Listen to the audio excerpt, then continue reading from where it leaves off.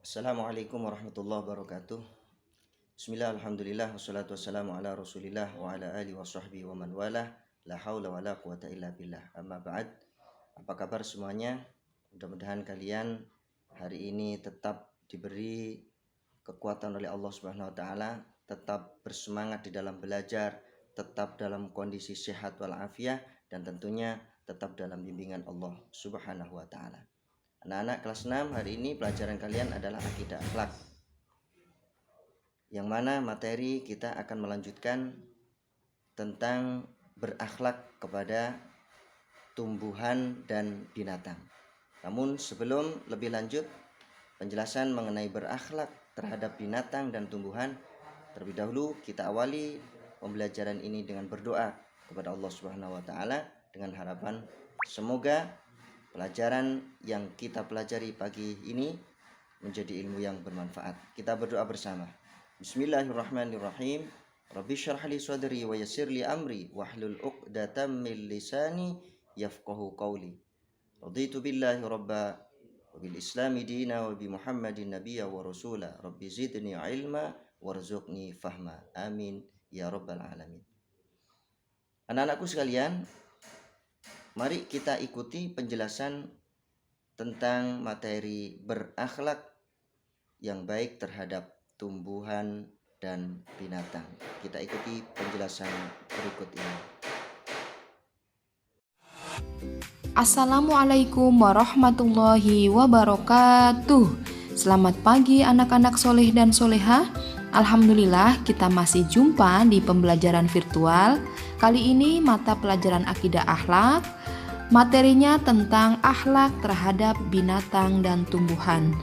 Baiklah anak-anak, sebelum kita memulai pembelajaran kali ini, ada baiknya kita mengawalinya dengan membaca basmalah. Bismillahirrahmanirrahim. Akhlak terhadap binatang dan tumbuhan.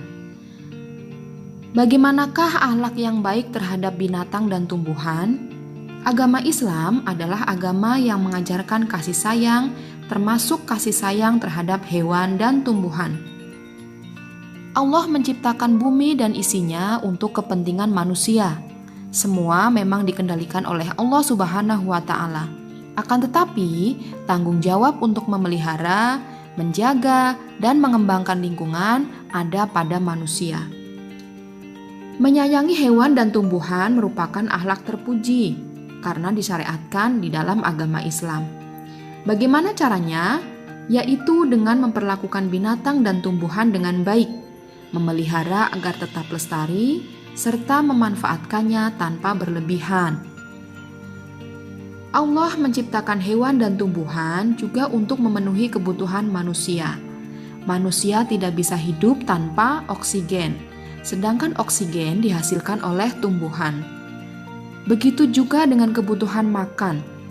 Baik tumbuhan maupun hewan memenuhi kebutuhan makan manusia. Tidak cuma kebutuhan makan, kebutuhan tempat tinggal maupun kebutuhan lainnya seperti pakaian juga mampu dipenuhi oleh manfaat dari hewan dan tumbuhan. Baik binatang maupun tumbuhan mempunyai banyak manfaat bagi kehidupan manusia. Karenanya kita wajib untuk menjaga kelestarian hewan dan tumbuhan bukan hanya untuk saat sekarang, tetapi juga untuk keberlangsungan kehidupan manusia di masa yang akan datang. Allah menciptakan hewan maupun tumbuhan dengan jenis dan ragam yang berbeda-beda, dengan bentuk serta rupanya juga yang berbeda-beda. Ada yang hidup di darat, di laut, atau bahkan di udara. Tidak ada makhluk yang diciptakan oleh Allah dengan sia-sia. Semuanya pasti ada manfaat dan hikmahnya bagi manusia. Ada binatang yang dapat dipelihara untuk diambil dagingnya, telurnya, dan susunya sebagai sumber makanan yang banyak mengandung zat berguna bagi tubuh kita. Ada juga binatang yang bisa diambil tenaganya atau bahkan kotorannya. Begitu juga dengan tumbuhan yang sangat banyak sekali manfaatnya bagi kehidupan manusia. Pada hakikatnya, Allah menciptakan semua yang ada di bumi ini adalah untuk mencukupi semua kebutuhan manusia. Maka dari itu, manusia yang merupakan khalifah di muka bumi ini wajib menjaga, memelihara, melindungi, merawat, dan melestarikan semua kekayaan alam yang ada di bumi ini untuk keberlangsungan hidup. Misalnya manfaat hewan yang dijelaskan oleh Allah di dalam surat An-Nahl ayat 5 yang berbunyi, A'udzu billahi minasyaitonir rajim. Bismillahirrahmanirrahim. Wal an'ama khalaqaha lakum fiha dif'un wa manafi'un wa minha ta'kulun. Yang artinya, dan hewan ternak telah diciptakannya untuk kamu. Padanya ada bulu yang menghangatkan dan berbagai manfaat, dan sebagiannya kamu makan. Quran Surat An-Nahl ayat 5. Ayat ini menjelaskan bahwa Allah telah menciptakan binatang sebagai karunia yang harus dimanfaatkan dengan baik oleh manusia. Penjelasan dalam ayat ini tentu memberikan kesimpulan bahwa manusia diperkenankan untuk memanfaatkan sesuai kebutuhan dan tidak melampaui batas. Selain hewan, tumbuh-tumbuhan juga mempunyai banyak sekali manfaat bagi kehidupan manusia maupun juga bagi hewan. Misalnya, tumbuhan mengeluarkan oksigen yang merupakan sumber kehidupan bagi manusia dan hewan. Baik tumbuhan maupun hewan boleh dimanfaatkan oleh manusia, akan tetapi tidak boleh berlebihan. Artinya, jika kita ingin memanfaatkan dan kita ingin terus merasakan manfaat sampai seterusnya, maka kita wajib memelihara dan tidak boleh merusaknya. Dengan kata lain, harus ada keseimbangan antara memanfaatkan dengan menjaga. Seimbang antara memakan dan menumbuhkan. Misalnya, Allah sangat tidak menyukai orang yang hanya bisa merusak. Di dalam firman Allah, surat Al-Baqarah ayat 205 berbunyi, A'udzu billahi minasyaitonir rajim. Bismillahirrahmanirrahim. Wa idza tawalla sa'a fil ardi liyufsida fiha wa yuhlikal harsa wan nasl. Wallahu la yuhibbul fasad. Yang artinya, dan apabila dia berpaling dari engkau, dia berusaha untuk berbuat kerusakan di bumi serta merusak tanam-tanaman dan ternak. Sedang Allah tidak menyukai kerusakan. Al-Quran Surat Al-Baqarah ayat 205. Ayat tersebut memberikan kesimpulan bahwa perbuatan merusak tanaman adalah perbuatan yang dilarang. Perbuatan ini harus dihindari, artinya manusia harus memperlakukan tumbuhan dengan baik dan semestinya. Berikutnya dalil tentang berakhlak baik terhadap binatang dan tumbuhan. Yang pertama, Al-Quran Surat An-Nahl ayat 5-8. Di dalam ayat ini dijelaskan bahwa Allah menciptakan hewan-hewan dan tumbuhan untuk diambil manfaatnya. Ada yang sebagian diambil untuk dimakan, dipelihara, ataupun dijadikan perhiasan. Kemudian ada juga yang diambil bulunya untuk menghangatkan badan atau untuk digunakan sebagai pakaian, selimut, dan lain sebagainya. Hal ini menunjukkan bahwa begitu banyak manfaat hewan dan tumbuhan bagi manusia yang diciptakan oleh Allah Subhanahu wa Ta'ala. Yang kedua, Al-Quran Surat Shad ayat 27. Di dalam ayat ini dijelaskan bahwa tidak ada ciptaan Allah yang sia-sia bagi manusia, sehingga manusia harus bisa memanfaatkannya dengan sebaik-baiknya tanpa berlebih-lebihan. Berikutnya Al-Quran Surat Al-An'am ayat 141 yang menjelaskan berbagai macam manfaat tumbuh-tumbuhan bagi kehidupan. Tumbuhan berguna untuk penyerapan air, kemudian untuk pertukaran oksigen, menekan polusi udara, serta menciptakan kesejukan dan keindahan alam, dan tentunya sebagai sumber makanan bagi hewan maupun manusia.